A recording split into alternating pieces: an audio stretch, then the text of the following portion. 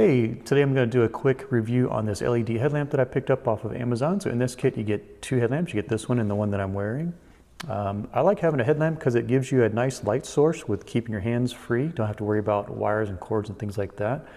So it's really good for working on cars, which is what I use it the most for, but there's other applications for it as well. So let me just show you what it looks like. I'll turn it on and you can see it's got a nice bright LED light bar up front, and you can press it again, dims it. And then you get a little LED spotlight on the side here, and then press it again, turn it on, a little bit dimmer.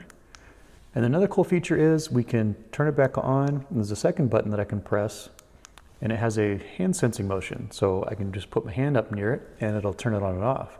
And that's pretty useful if you've got gloves on. It's not always easy to feel for buttons and things like that, so just turn it on and off. So really cool.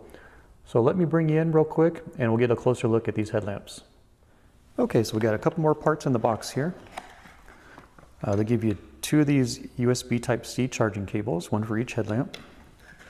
And then also you get plenty of these little clips, and these are useful for attaching the headlamps to a hard hat.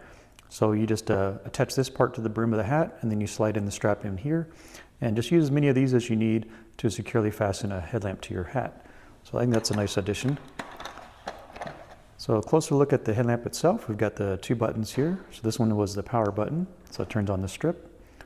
And then this was the second button I was telling you about, so that'll turn on the motion sensor.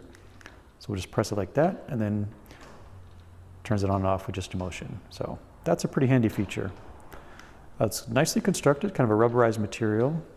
This part's padded real nice, so it's comfortable on your forehead. A nice stretchable, adjustable headband here as well. And then this is the charging port. So when you're ready to charge it up, you just plug in your USB cord right there. Charges up really nice.